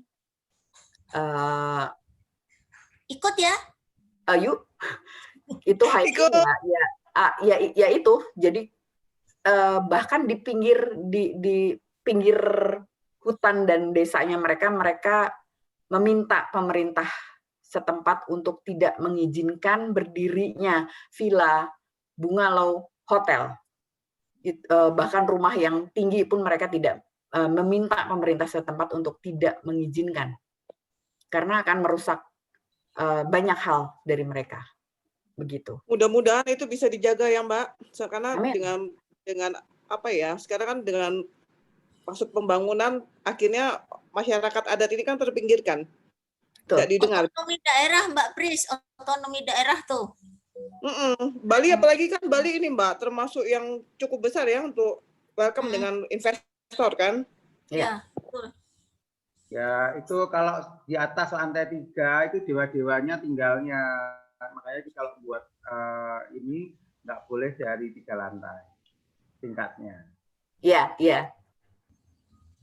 Dulu tuh yang bikin peraturan di Bali tidak boleh 3 lantai itu kebetulan bapaknya teman di Bali itu sampai sekarang. Jadi itu memang diberlakukan tidak boleh tinggi lah gitu untuk rumah-rumah tertentu, dan di daerah-daerah tertentu itu tidak boleh. Oke, ada yang mau ditanyakan? Saya jangan di ini tapi ya. Terus saya udah lupa banyak soalnya. Untuk motif. Tenang. Di sini tidak ada nilai F. Adanya Lulus. F. Mbak, aku mau tanya. Yes. Kan tenun tuh ada 3 tuh kan, yang vertikal, horizontal, sama double ikat. Oh iya. Nah, saya tuh nggak kalau sudah ketemu kan, cara ngebedain gimana ya? Oke, sebentar. Mana tadi ya? Sebentar, saya cari dulu sebentar ya. Saya malas bongkar. Ya Allah. Keluarkan, Bu. Aduh. Koleksi, coba di itu ya. Koleksi dikeluarin, diudal-udal dulu semuanya. Jangan. Oh, ya Allah, padahal ada di sebelah kiri. Saya cari di kanan. Ini oke. Ini nggak kelihatan. Bentar, sabar Mas Miko. Ini deh kelihatan. Oke, ini kelihatan. Ini bisa dibilang ini adalah tenun ikat pakan. Jarang di Indonesia juga. Tenun ikat pakan. Pakan itu kalau misalnya kita lupa pakan itu yang mana sih gitu. Kalau kita pernah lihat orang menenun, Mbak? Iya, pernah. Nah, ada benang yang ada di mesin tenunnya. Ada benang yang kita masukin. Ada benang yang dimakan. Nah, ada benang yang dimakan sama benang yang ada di mesin tenun. Oke. Yang dimakan itu namanya benang pakan. Oke? Jadi Ya, yang horizontal ya? Ya, yang horizontal ya pakan tuh. Nah, kalau lusi itu untuk mengingatnya adalah benang yang membuat panjang kain. Oh ya, betul. Berarti yang vertikal. Nah, terserah lah. Vertikal sama horizontalnya udah tergantung motifnya kan, peletakannya di mana. Tapi benang lusi itu adalah yang membuat kain itu panjang kain, sedangkan benang pakan adalah yang membuat lebar kain. Oke. Nah, apa bedanya tenun ikat pakan dan tenun ikat lusi adalah kalau tenun ikat lusi berarti yang diikat adalah lusinya. Kalau yang tenun ikat pakan berarti yang diikat adalah pakannya. Terlihat dari jadi si motifnya itu akan kayak hujan. Kayak itu kalau mau pakan mau lusi itu dia geredekan gitu. Apa ya namanya? Geledean gitu. Apa sih? Gitulah. Mungkin gini. Jadi ini. Kelihatan nggak? Nah, ininya garis-garisnya tuh garis-garisnya tuh horizontal gini. Ya. Jangan horizontal vertikal, Mbak. Nanti pusing dia. Ya, ini kalau sekarang ini jelas horizontal, ya.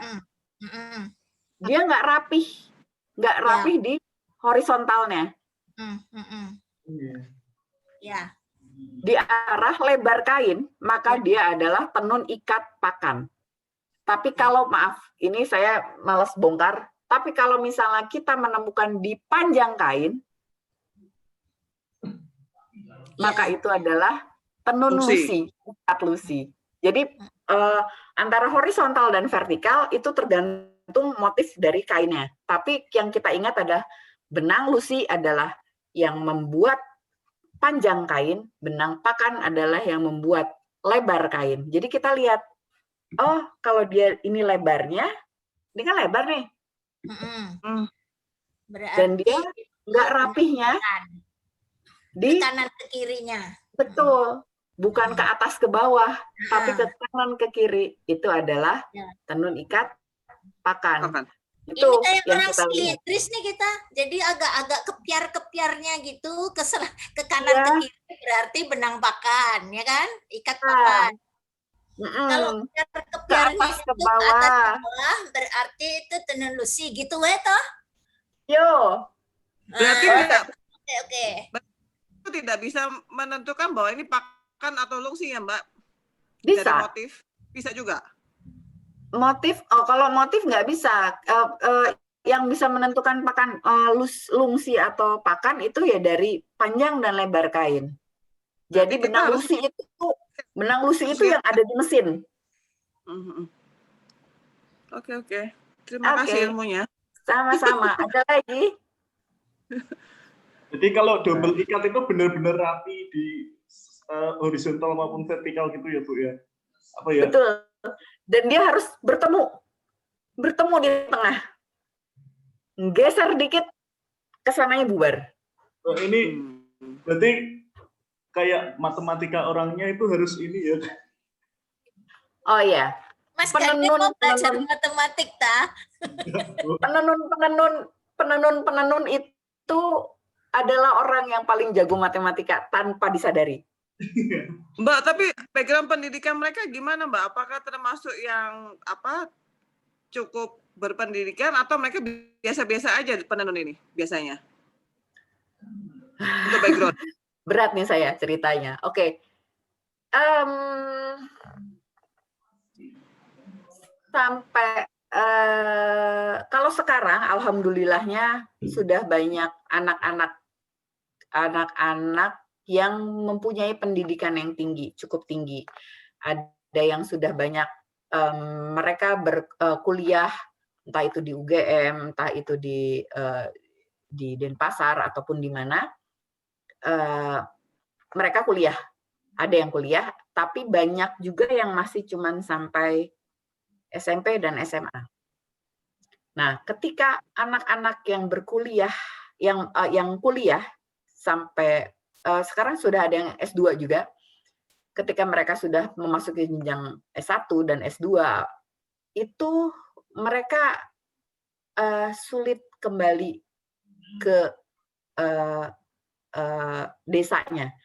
Bukan tidak diterima di desa, tapi merekanya sendiri gitu. Jadi karena mereka misalnya ada yang kuliahnya sebagai arsitek, saya kenal salah satunya, dia bersyukur, dia bilang ke saya satu orang yang beruntung Mbak, saya bisa mengenyam pendidikan sarjana arsitek di UGM, dan saya bisa tetap kembali ke desa saya tanpa meninggalkan profesi saya. Karena arsitek toh, dia bisa berkantor di rumahnya dan dia bisa mengembangkan desanya. Sementara kalau orang itu adalah saya kurang tahu, misalnya pendidikannya tinggi dan dia terpaksa bekerja di luar desa, ya akan sulit dia tiap bulan dia bolos dari pekerjaannya untuk ke desanya. Jadi biasanya kalau seperti itu dia tidak akan ikut kerama desa. Nah, yang terjadi sekarang di Desa Tenganan adalah kekurangan penenun. Jadi kembali ke zaman tahun 70-an, ketika 70-an itu ketika semua terjadi, kekurangan penenun, kehilangan orang yang mencelup indigo, dan kehilangan pewarna mengkudu. Itu tahun 70-an. Jadi sekitar tahun 70-an itu kalau ada perang Pandan, itu semua orang diwanti-wanti, dulu jangan berantem beneran. Jangan ditarik-tarik. Jangannya banyak. Karena takut rusak. Kalau rusak tidak ada lagi gitu. Jadi sempat terjadi kekosongan ini, dan anak-anak perempuannya nggak ada yang mau menenun. Apa istilahnya mereka ya? Itu sulit sekali itu menenunnya. Akhirnya kerama desa itu kumpul lagi dan mencari solusinya bagaimana kalau pelajaran menenun geringsing itu harus ada dan wajib diikuti setiap daha. Jadi mereka punya institut, ada sekolah untuk daha dan taruna. Tarunanya sendiri, dahanya sendiri. Taruna itu setahun mereka tinggal sendirian, nggak boleh, orang tua nggak boleh ngelongok-ngelongok, itu nggak boleh. Walaupun mereka ngeliat nih anaknya itu anakku jalan-jalan, nggak boleh sentuh, nggak boleh dicolek. Jadi mereka udah kayak pesantren setahun gitu. Padahal di desa itu juga gitu. Tapi nggak boleh campur tangan, nggak boleh tiba-tiba didatengin, nih dibawain kue gitu, nggak boleh. Nah, dahanya itu diwajibkan untuk bisa menenun selama setahun itu. Jadi akhirnya mulai tahun 70-an itu mereka bisa berproduksi lagi karena dulu Pak Sadra sampai datengin Nusa Penida, sampai ngeborong mengkudu 2 ton balik ke desanya, dan dia minta tolong ke para pengrajin untuk melakukan kembali proses tenun geringsing gitu. Nah, sekarang karena pendidikan tinggi, banyak daha yang tidak mau dan tidak punya waktu untuk menenun. Bagusnya adalah warnanya jadi pada matang. Nggak ada lagi yang warna orange yang cuman 3 bulan, 6 bulan, atau bahkan sebulan, 2 bulan. Udah minimal, udah 3 tahun, 4 tahun, itu sudah mulai. Jeleknya adalah ya tidak ada penenun, harus bagaimana? Iya sih. Nah, kemarin ada yang khusus sebentar. Wah, di manakah Bunda? Ya. Nah, untuk mensiasatinya, walau bagaimanapun banyak penenun yang sudah lama di sana dan saya harus jualan untuk hidup gitu kan. Akhirnya mereka menemukan kain baru, jenis kain baru, namanya Palendo kalau nggak salah ya. Sekali lagi mohon maaf, daya ingat saya memang agak-agak terbatas. Jadi tenun ini adalah tenun ikat pakan. Biasanya mereka bikin tenun ikat pakan itu satu utuh. Saya kayak jualan ya. Nggak dijual ya. Saya sadis. Dipinjam nggak? Cium loh. Ya, biasanya itu mereka satu. Itu Mbak. Ya, ini biasanya mereka satu utuh mereka jual. Seperti ini. Kalau ada pakan ini ya ini masih sanan empek, dan ini masih dibolehkan untuk hadir di upacara-upacara mereka.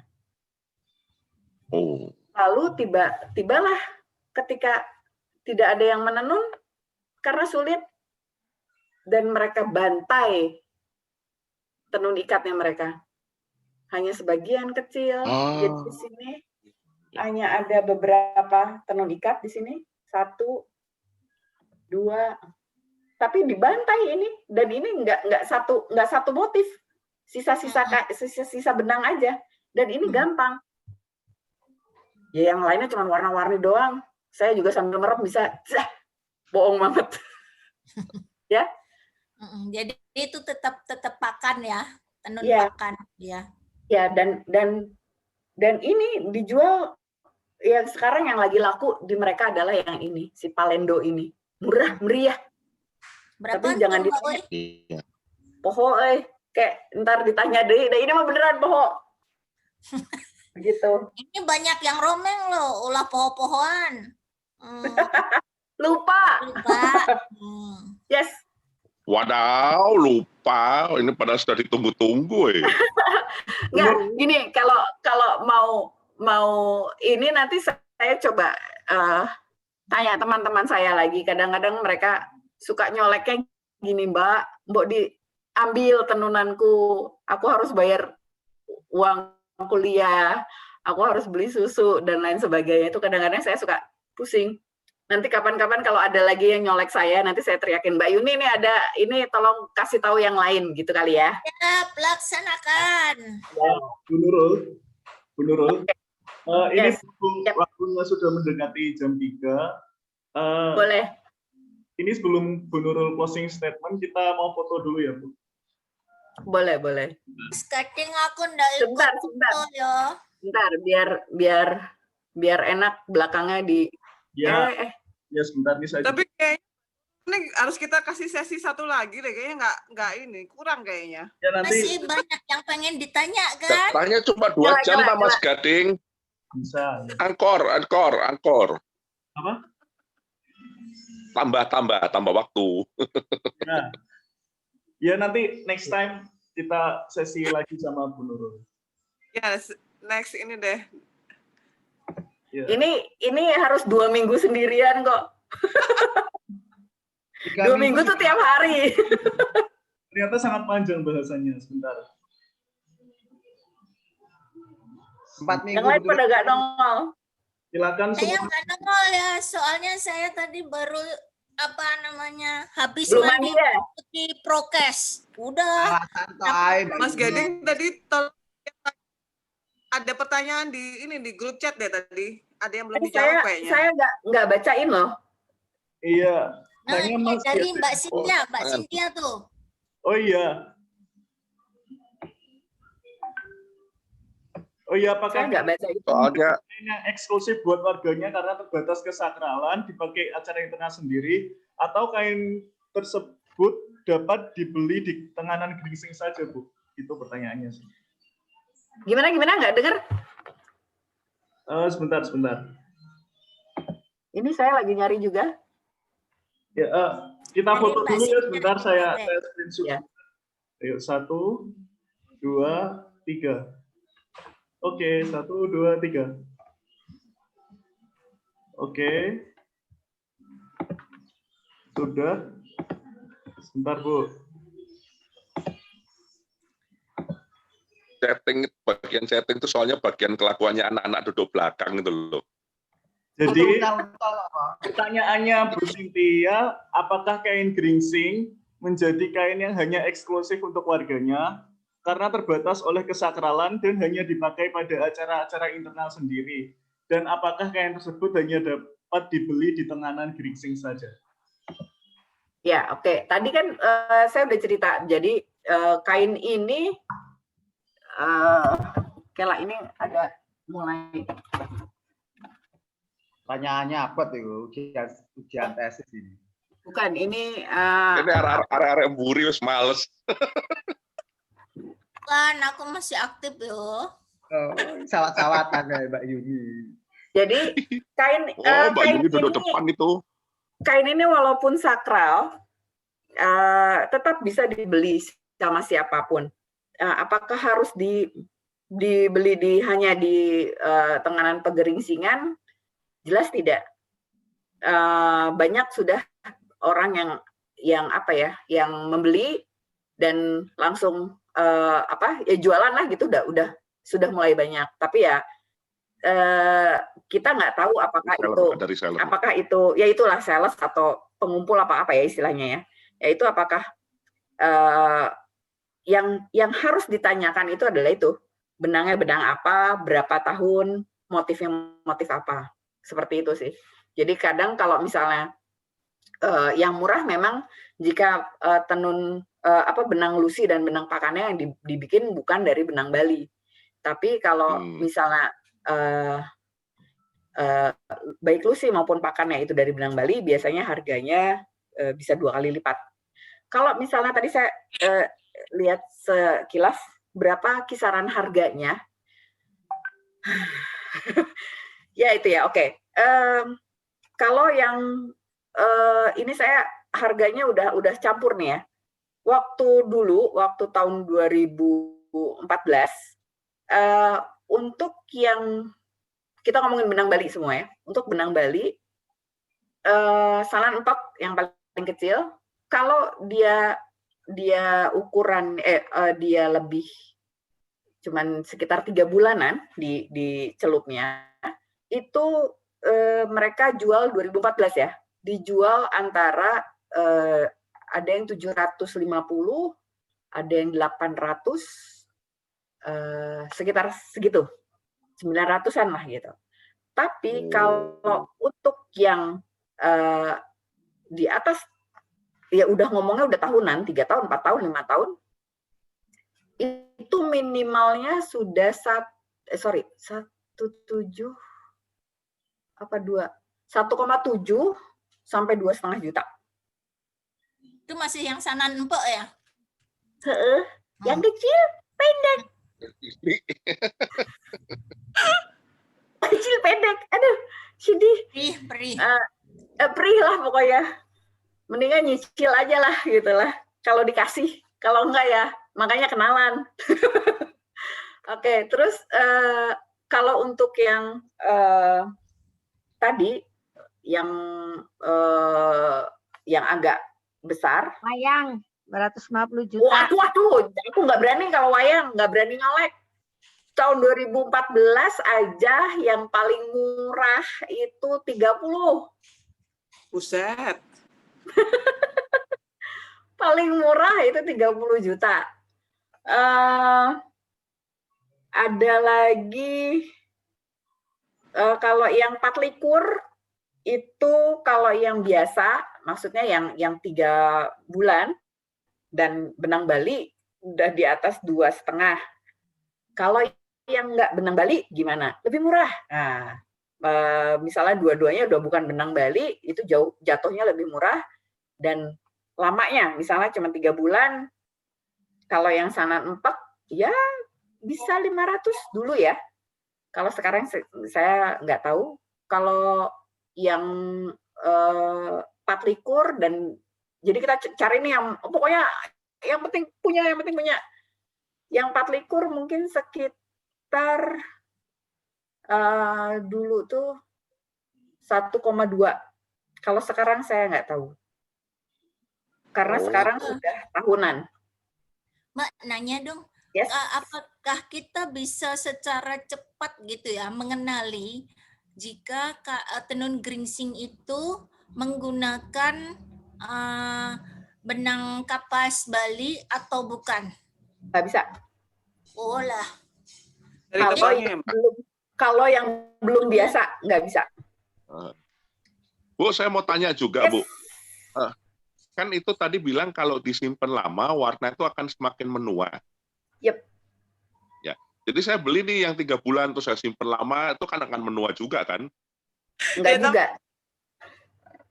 Usia baiknya menua, Mas. Menua. Yang punya yang menua. Sebentar. Dia memang warnanya akan jadi lebih tua dari waktu pertama kali kita beli. Tapi tidak mungkin berubah jadi merah hati. Oh, oke. Nggak mungkin Gitu. yang mahal, Mas. Nggak mungkin. Ya biasa berharap gitu loh. Karena ini saya tuwek, Mas, tuwek kayak sing duwe. Sing tuwek sing duwe. Kainnya tetap pucet. Ya betul. Kainnya tetap seperti itu gitu. Mohon maaf Bapak-bapak. Oke. Sudah habis, masa sewa Zoom-nya sudah mau habis jam 3. Ini monggo buat Bu Nurul Asriliati untuk closing statement. Wah, closing statement-nya apa ya? Ya udah mendingan kita jalan-jalan ke sana aja yuk. Ayo. Ayo. Ya, kita kan hari tri PBBN ke sana waktu habis pandemi. Iya, oke. Statement saya sih sementara adalah saya memang sengaja di sini hanya menekankan bahwa mitos-mitos dari si kain ini itu beneran jauh di luar kenyataan. Jadi bahwa kain ini bukan dari darah, itu yang saya tekankan. Terus yang kedua bahwa kain ini dibuat dengan segala upacara, itu juga salah. Dan bahwa kain ini dipercaya sebagai tolak bala bagi warganya juga, itu salah. yang pasti kain ini tetap dianggap sakral buat Hindu Tenganan dan Hindu Bali pada umumnya. Seperti itu saja sih mungkin closing statement saya. Hanya ini saja. Ya. Baik. Terima kasih atas waktunya Bu Nurul untuk acara kita ngobrol-ngobrol hari ini. Dan karena ini permintaan dari semua untuk batch 2, dimohon berkenan Bu Nurul untuk memberikan kita ngobrol-ngobrol lagi dengan di lain kesempatan. Nah, untuk selanjutnya yang Botram ya. Iya. Ya, gimana? Iya, harusnya ini kumpul dan botraman ini emang enak ini. Tahu nggak botram? Botram itu istilahnya orang ini sambari makan-makan gitu tuh, Mas. Sambil rujaan. Boleh sih kalau udah setelah pandemi nanti gimana lah enaknya. Nah, untuk pertemuan kita yang selanjutnya ini kita akan temanya kain sasirangan yang akan diberikan materinya oleh Om Miko. Terima kasih sudah menyebut nanti. Gimana Mbak? Gimana? Kapan? Jangan bulan ini lagi. Ya? Ya wes. Tapi sebentar ya. Terima kasih semua. Sampai Terima ketemu. kasih semua. Bye. Monggo. Terima kasih Mbak Nurul, keren banget pemaparannya. Aduh, sip. Selamat Mbak Nurul, thank you ya. Ya, maaf kalau penjelasan saya agak galak. Wah, enggak, sip. Mencerahkan. Pokoknya jangan sampai ada kalau nanti ada lagi yang bilang bahwa ini dari darah, tolong langsung dibantai. Tidak gitu ya. Siap. Oke, makasih semua. Ya. Ya, Assalamualaikum warahmatullahi wabarakatuh. Ya. Untuk keluar. Ya, Bangga. Oke, Mbak Pris, Bu Yuni. Dadah. Dadah, Mas Carlos. Yo. Ya. Cynthia. Yo. Sehat selalu. Mbak Novi, Bu Eni. Pokoknya kompak geng anak belakang ya. Siap, mantul. Oke ya Mas ya. Oke, see you. Seket gabung.